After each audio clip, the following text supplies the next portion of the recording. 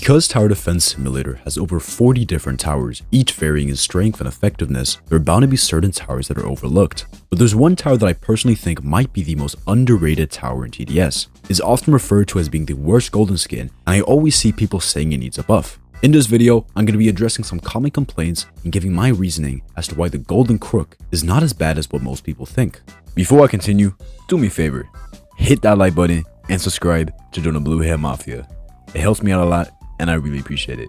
Also, if you want to talk to me, suggest videos, or maybe even be in one, consider joining the Blue Head Mafia Discord. It's a great time, and I hope to see you there.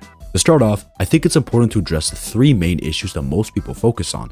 The first complaint is that its DPS and value aren't great. The second complaint is that despite costing 600 cash, it's really outclassed in the early game. And the most common complaint I see is that it only has a placement limit of 4, crippling the max DPS you can achieve. Now, don't get me wrong, these complaints are reasonable.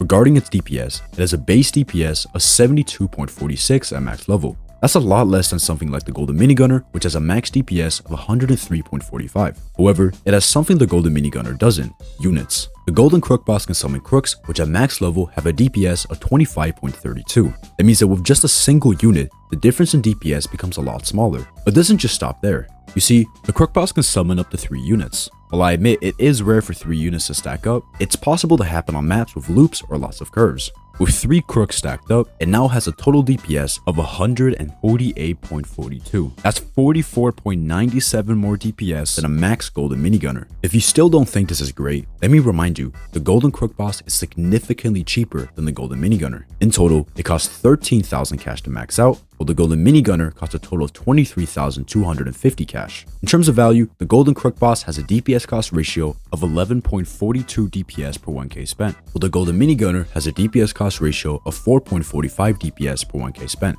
That's roughly 3 times worse value. Not only does this mean you can get the Crook Boss much earlier in the game, it also means you're getting much more DPS for the amount of cash you're spending.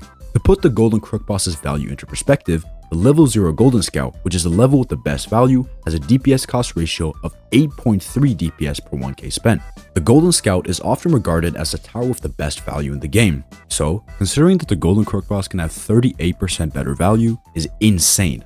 But in terms of early game, I can 100% agree that the Golden Scout is much better. The value of the level 0 Golden Crook Boss is noticeably worse, being only 6.18 DPS per 1k spent. This means that if you're using Golden Scouts to defend the early waves, you're going to be able to farm a lot more efficiently. But that doesn't mean you can't use it in the early game. By itself, a level 0 Golden Crook can survive all the way up to wave 5 on follow mode. While this isn't as good as the Golden Scout, it's still pretty good.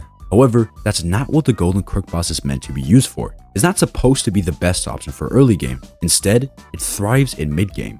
I think a lot of people only consider a tower's effectiveness to be how good it performs in the early game or late game, but they forget that mid game has some of the most difficult waves. For example, let's look at wave 20. This is the first wave with Fallens, a speedy, high health enemy that can often end your game if you aren't properly prepared. A tower like the Golden Crook Boss is an excellent option for this wave. Its great value and high DPS means you won't have to save up beforehand to deal with these enemies, and can instead invest more money into farms, making your late game much easier. This also applies for other waves like wave 21, wave 26, and wave 30. All these waves can be made a lot easier and dealt with much cheaper if you just decide to give the Golden Crook Boss a chance. Now, let's talk about its placement limit. Undeniably, it's a huge issue. Considering that you can only place 4 Crook Bosses, that means the maximum DPS you can achieve is 593.68. In comparison, the Golden Minigunner has no placement limit, meaning that in a squad game, you can place 20 of them and get a total DPS of 2,069. Because of this, the Golden Crook Boss struggles in the late game. You cannot solely rely on it for your end game DPS, but this doesn't mean it can't still be useful.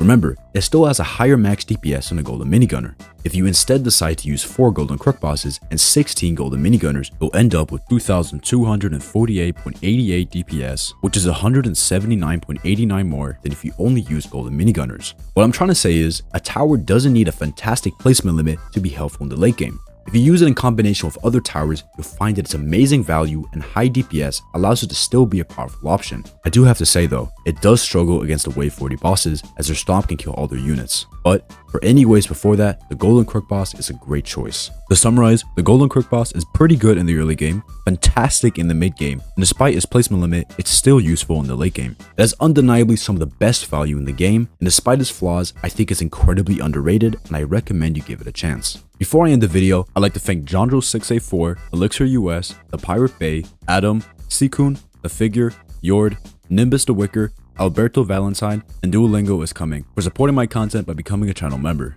If you'd like to help me out and get some special perks in the meantime, like being my friend on Roblox, consider becoming a channel member today. It helps me out a lot and I really appreciate it. That's it for this video. If you enjoyed, hit that like button and subscribe to join the Blue Head Mafia. My name is CORSO and I'll see y'all in the next video.